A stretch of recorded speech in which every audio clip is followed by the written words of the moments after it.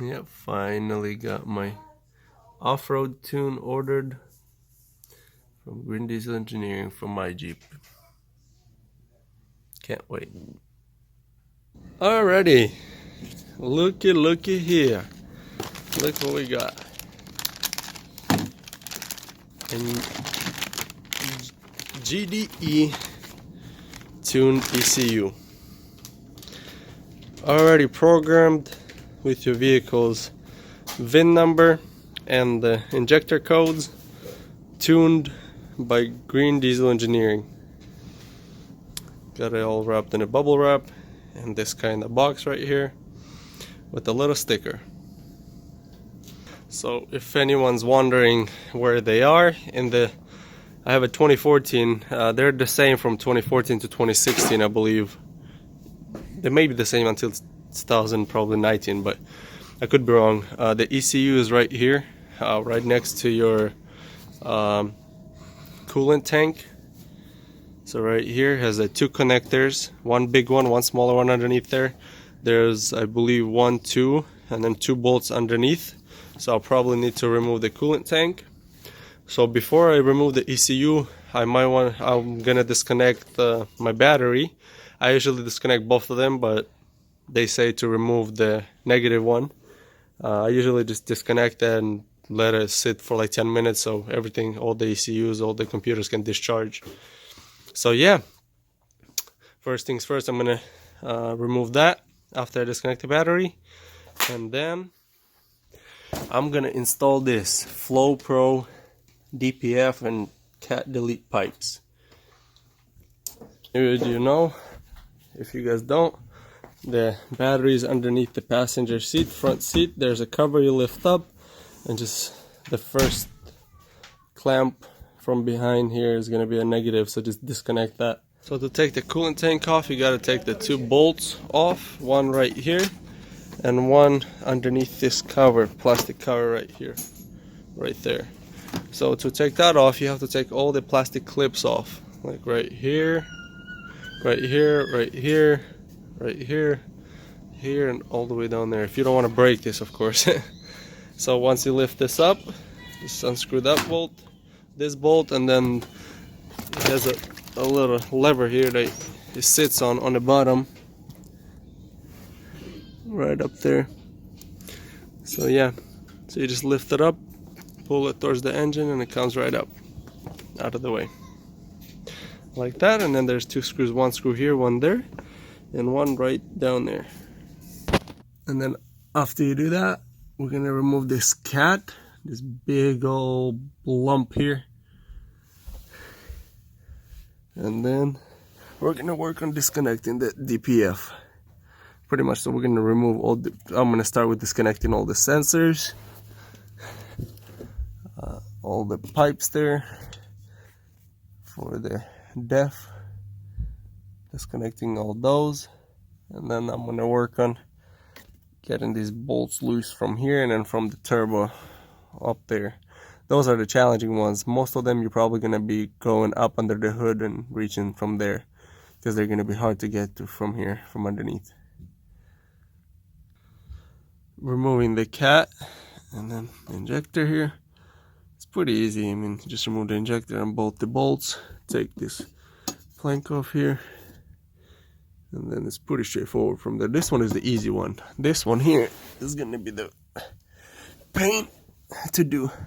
Once you remove this, it's pretty easy. The pipes are a lot thinner, so you have a lot more room to work with once you get all this out, and then you start putting the Flow Pro pipes on. If anyone's wondering how to release these, you just squeeze the injectors. You just squeeze the 2 white pieces here, just kind of pull them up and squeeze them.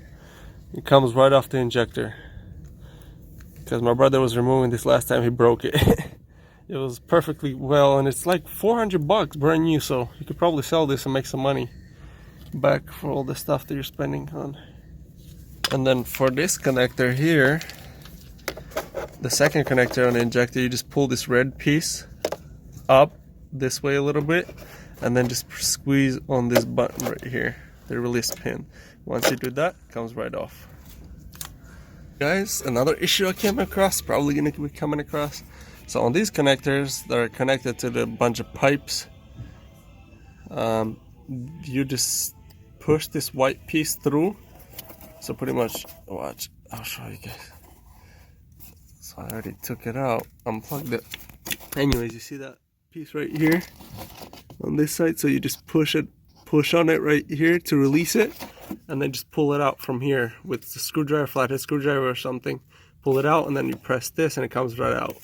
There's like 1, 2, 3, a brown one as well. You're gonna have to release same exact connectors, same style. They're a pain. Okay, so this is how it looks underneath the car. So that's the turbo. Well, that's a pipe. It goes like a L-shaped pipe, goes to the turbo, comes down here. This is where you're gonna hook up the pipe. Comes from here, goes straight down, right there, all the way to the X pipe, or whatever you call it, to the catback. So it just comes straight through here and back there. Now we got a lot of room to work with. So the new pipe goes on pretty easy compared to the old one. Taking the old one off, you're gonna create your own dictionary. Okay, people, so this is how it looks like finished. That's the one by the turbo. We reuse that clamp. The next one is here, and they give you a new clamp for that connection. And then there's the next one that's right next to the hanger. Right there, there's a hanger. There's this connection, and it goes all the way to the X pipe and the catback exhaust. So yeah, all the connectors for like the oxygen sensors, the NOx sensors, I tape them with electrical tape to keep as much water out of them as possible. Same thing here, I zip tie them to the other wires, and then the connection to the sensor, to the injector, I mean, tape that up as well. All the connectors that I can, that I know there's going to be water around, I just tape them up to keep as much water out of them as possible, even though I'm probably never going to be using it. So yeah, that's the finished job right there. Took me about 2 hours in a garage. And then here's the ECU. It's all tied up. The coolant tank is up. So now we're gonna package the old ECU, if I can find it. Oh, it's up there. So we're gonna package it and then send it back to them. So here are all the sensors, all the modules that I removed, all the pipes, the cat, and then where's the other one? And then there's the other one, that's the DPF. One catch though, from the mid pipe, the one that goes to the turbo, and then there's this mid pipe, and then there's the one that goes to the catback. So this is the mid pipe. I had to cut off a piece. Come on, Flow Pro, I had to do this last time, a year ago, to my other Jeep. Couldn't you improve? So here I'm going to show you guys how much exactly I cut. So pretty much exactly 8 inches. So if anybody's cutting it and they don't want to put it on and measure it, it's maybe 7/8 or 8 inches exactly. So yeah, that kind of sucked. It kind of wasted a little bit of my time cutting this thing, but yeah, once I cut it, fit right up. All the bends, everything fit perfectly. So as you can see now, no check engine light or any kind.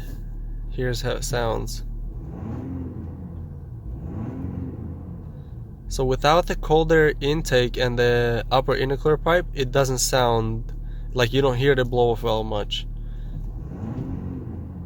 So if you don't want to hear like air suction noise or blow-off valve noise, I would say, you know, don't get the intake and the intercooler pipe. But if you do, I would definitely get it.